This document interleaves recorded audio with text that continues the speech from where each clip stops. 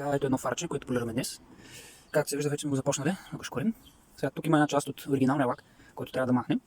Иначе после ще се личи тук като граница. И фолията като сложим има шанс да се компрометира в дългосрочен план, защото първо не е готова. И тук е готово, затова е така материално. Тук има още лак, който трябва да махнем. И тук долу въгъл има мъничко. Може би тук има още малко. Другия вече е правен. Той беше изцяло жълт. Направихме го, просто сега слагам друга снимка, като вижда другия как беше. И човек като видя този как е станал реално, и каза дай да правим другия, защото просто разликата е огромна. Но той е готов, има си фолио. 97 годишно защитно фолио, правим ги както се вижда на адрес. Сега ще направим другия. Така, ето го фар готов е полиране. Както предполагахме обаче е доста замъглен. Ето къде се вижда. Ето и точиците. Даже ако дойдем от тази страна, ето така, да, вижда се колко е зле фара. В сравнение с другия. Да, просто е мръсен вътре, но аз исках човека, каза продължаваме, няма смисъл да го сменяме или да се рециклира, защото то просто е повече парички от това се смени с нов фар. Сега, самата процедура по фолиото каква е? Както виждаме, броят е много мръсен, няма как да залепим фолиото така. Иначе ще има бокучета отдолу. Какво трябва да направим? Взимаме пръскалото с вода и нагласяме струята и минаваме ръпчетата обстойно, за да може да избутаме всякакви бокучета два пъти за всеки случай. Така. Сега какво правим? Взимаме едно сквиджи, така да го наречем сквиджи, и минаваме тези ръбчета с микрофибър. Натискаме, за да влезе микрофибъра отдолу. Тук не е много мръсно, но при някои коли е още тук отдолу. Защо го правим това? Защото като сложим фолиото, гела от фолиото или сапунката, зависи какво ползваш, те излизат от тези прулки и влизат нагоре в фолиото. Това е по-хубаво да ги изчистим колкото можем. Сега, почти сме броната, почти сме ръбчето тук около фара. Кое е следващото нещо, което трябва да направим? Да сложим, ако слагаме фолио, нали? Ако слагаме керамика, без масляваме, мажем керамиката, сме готови. Ако слагаме фолио, както в този случай, ето фолиото, понеже трябва да се опъне фолиото, за да прилепне хубаво по фара, особено ако е някаква по-кофти форма или има чупки. Тук е съвсем лесен фара. Какво трябва да направим? Трябва да закачим фолиото някъде, да го такнем, както се казва, и да го опънем, след което то се ляга по фара и го чакаме да съхне и го изрязваме. Но понеже това опъване, ако го застопорим тук, аз това ще го покажа в другия клип, ако го застопорим фолиото тук, то ще тук залепни и тръгнем дърпаме насам, тук ще остане една линия, която ви казва стретчмарк, chicken skin и така нататък, която няма как да се скрие после от самото опъване, защото тук вече лепилото е хванало и фолиото не мърда, докато тук насам лепилото не е хванало и ние реално го дърпаме настрани и го разширяваме и слагаме distortion. Една хубава българска дума. Така, как да го избегнем това нещо и за какво реално идва тиксто? Трябва да сложим, да застопорим фолиото, да го такнем някъде на боята. В този случай за бронята, ако дърпаме насам. Или за калника, ако дърпаме насам.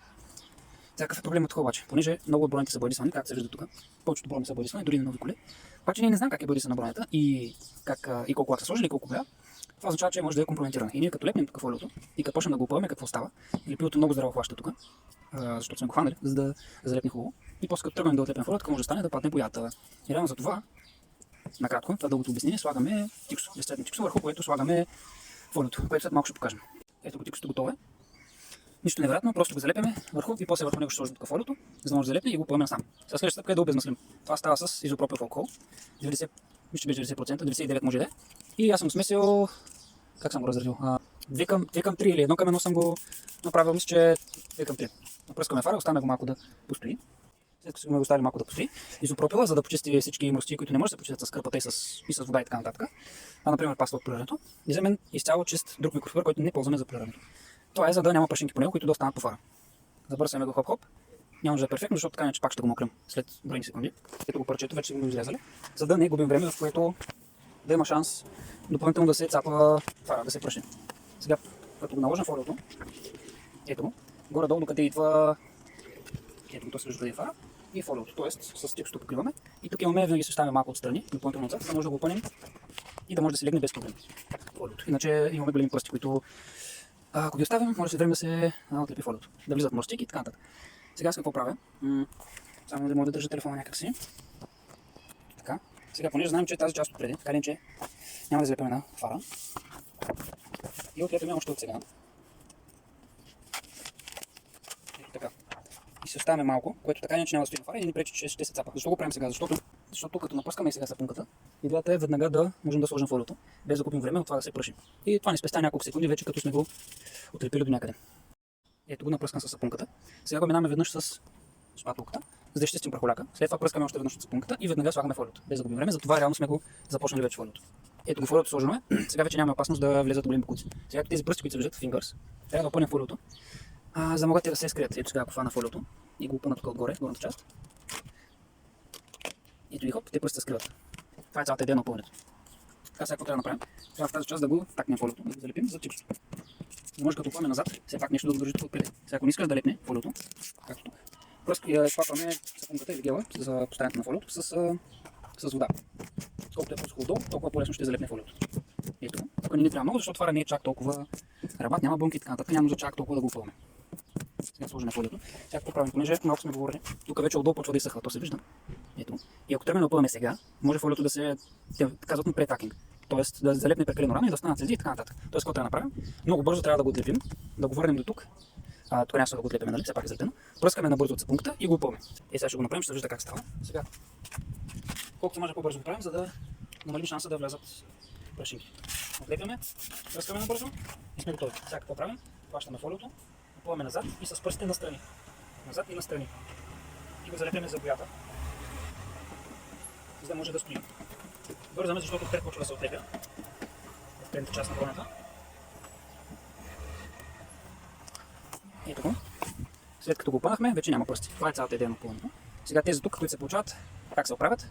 Хващаме фолиото, дигаме го и леко надолу го опъваме и те изчезват. Сега какво правим? Просто изготвяме гела отдолу. Може да се напръскаш с вода или с сапунката, фолиото, се хвърля по-лесно и за да не го надраскаш. Тук фолиото, до тук е готово. Тази част още не сме пипали. Но сега може да направим преди да почнем, защото тук ще трябва да изпакнем с вода. И ще започнем веднага да залепва, обаче преди да го направим. Забърсаме лекичко, за да гледаме има ли прашинки. Ако има прашинки, сега е момента да ги махнем, защото лепилото още не е хванало толкова здраво. И може да отлепим фолиото без да останат следи. Не виждаме прашинки, затова идваме към тази част. Сега да видим дали мога пак така да го застопоря фара. Така, сега тук принцип може и без изпакване, но просто стане по-лесно. Изпакваме фолиото отдолу, за да може да залепне по-лесно. И сега просто дърпаме нагоре, за да изчезнат тези пръсти. Ето ги. И минаваме с шпателката, с куиджито, както се казва, не съм сигурен. Готово. Сега за тези пръсти тук отново вдигаме, леко опъваме надолу, вземаме място къде да излезе гела и минаваме с куиджито. Ето го, хоп. Задържаме за малко да залепне и сме готови. Сега за да нямаме риск, въпреки че сме сложили тиксо тук. По другото протежение, не знам как е били на колата, както споменахме. Какво трябва да направим? Може да изпакнем още малко в този ъгъл. Ето така. Хоп. Така, тук има много напрежение, затова то се дига фолиото. Но като отлепим тук, оп, ето то веднага се ляга. Слепяме долу, защото вече не трябва да е залепено. И сега, пак има доста напрежение, т.е. това се връща фолиото. И най-вероятно вече като го изрежем, тогава ще се стои. Ще си легне, но така не че ще го измутаме колкото можем, ще го задържим маничко. Ето го почти е залепнало. Сега, понеже няма да го чакаме много време, защото другия фар е готов. В принцип, като се правят два фара, слагаме фолиото на единия и през това време, този първи, който сме го направили, то си изсъхва фолиото. Но понеже сега нямаме толкова време, какво трябва да направим? Минаваме с водата. Ще ги изкопваме. Защо правим това? Защото така махаме цялата сапунка или гела, който ползваш от ръбовете, за да могат те да почнат да изсъхват. Минаваме го навсякъде. Тук, горе вече сме го минали. Ето го готово е. Изпакнали сме го, сега може да се изсъхва. Сега какво правя? Нагъвам го леко в тази крайната част, за да може да не залепва отново за боята. И ето го той стои. Тук, ако не е опънато както трябва, тук ще се повдига, ще има пръсти. Тоест, то няма как да го покажа дори, но примерно и така стои повдигнато, защото фолиото не е опънато и сега като го опъна, хоп, и веднага се скриват. Но ако не е опънато достатъчно, ако не има достатъчно фолио за опъване назад, тук ще има най-често в тази част става. И реално тук се отлепват най-често. Понякога е тук отгоре също, когато не е опънато хубаво. Сега като очакваме да съхне, като е сравнително топло, принцип може веднага да го изрежем. След което трябва да почистим ръбчетата и след това може да го нагреем финално. Сега тук още се отлепва, защото фолиото много дърпа назад от самото опъване, което му правихме. Но като го изрежем, то ще стои така, защото е опънато както трябва.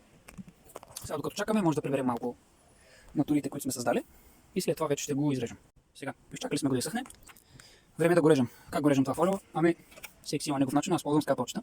С килстрета, те се сменят, както се вижда. Някой използва специални нощчета, няма значение както свикнеш с него. Но хубаво е като почнеш на нощче да работиш само с него, защото почваш да се къща с тежестта му. Нали, това е бих казал средно по тегло, сравнено с другите нощчета, но и се къща с самото острие, самия профил на нощчето. Как го режем?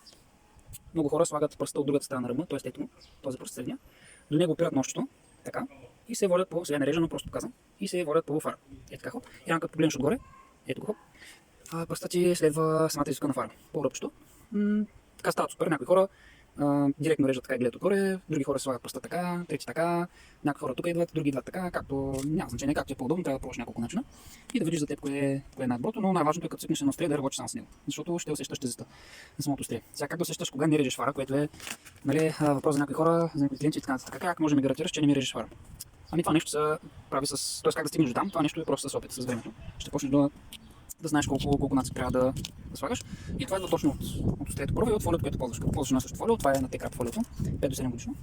След време се сипва с сусета. Сега как реално да усещаш, когато не режеш на фара, когато режеш само в фолиото. Тоест идеята всъщност каква първо? Идеята е да не нарежем фара, както много хора се страхуват или някой ден има реже фара и така нататък. Сега как реално да усетим кога режем в фара и кога не? В принцип, когато режем само на фолиото, сега не го режа, просто показвам, то се усеща малко по-мазно върви нощето и по-гумено се усеща. Все пак режем гума. Когато режем в самия фар, се усеща много по-грапаво и острието, поне с това фолио и с това острие, се усеща малко по-лесно, че върви нож. И самия звук се променя. Също, нали, това е малко трудно да се обясни, но с усет се стига до там. Но при повечето фолио, ако усещаш гумено съпротивление и леко нощето как спира, нали, това е много превеличено, но просто трябва да го илюстрирам по някакъв начин. Това означава, че режем само в фолиото. И вече ако се усеща като асфалт, едно по стената не даваме с нож, тогава означава, че режем фара. Това е по двата начина, които може да познаем. Сега ми почваме с рязането. Няма значение къде да започнем. Може от тръпчето. Естествено почва от ремонтите. Рано сутринта, няма как. Това не е окей. Винаги оставяме 1-2 мм навътре. Защо? Защото когато хората минават с водостойките, не ще ги предупреждаваме. Сега забравя се, няма човек как да помни всичко. Идеята е да не се закачи точно ръбчето с водостойките. Това е идеята да се изряза малко навътре. И за да не се закачи случайно кърпи, отчетки и така нататък.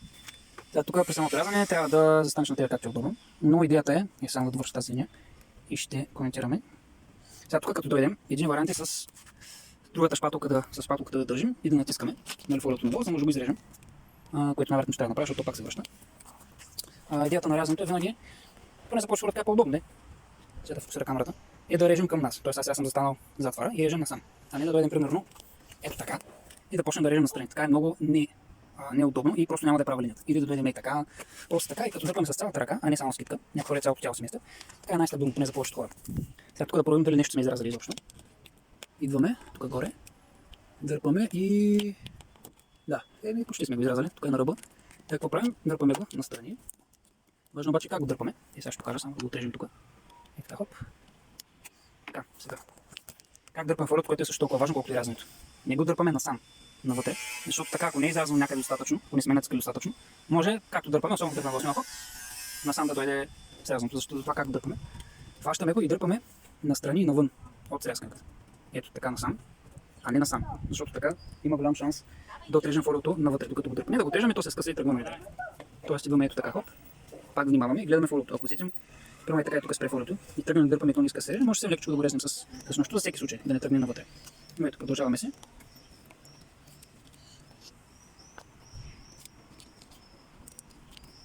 Така, стигаме до където сме го изразили. Тук няма да нужда да го дърпаме сега като не изразно, защото има голям шанс да тръгне насам, може да тръгне насам и просто аз в този момент го оставам. Просто се върна на него. Сега тук също го дърпаме до където сме го изразили. И какво правим? Идваме тук долу. Тук натискаме да видим дали ще залепне горе-долу. Слагаме нощчето около 1-2 мм навътре. И тръгваме. Аз ползвам котрето е тук да се подпирам в бронята. Тук не слагам пръст, защото няма къде да го събера просто. И тук вече го правим на око. И сега местим цялото тяло. Ето го. Ето тук избягах много навънка, затова се връщаме където сме изразили. И минаваме отново. Гледаме нощчето, гледаме и линията на фара. Използваме котрето да се насочваме. Правим извивката. Сега тук няма да се чупя, за да се съединя линиите, затова просто ще дойда от тази страна. И ще ги съединя. Така те на камерата може би не се виждат, но аз ги виждам. Ето тук е едната. Ето така, хоп, малко избяга нощчето.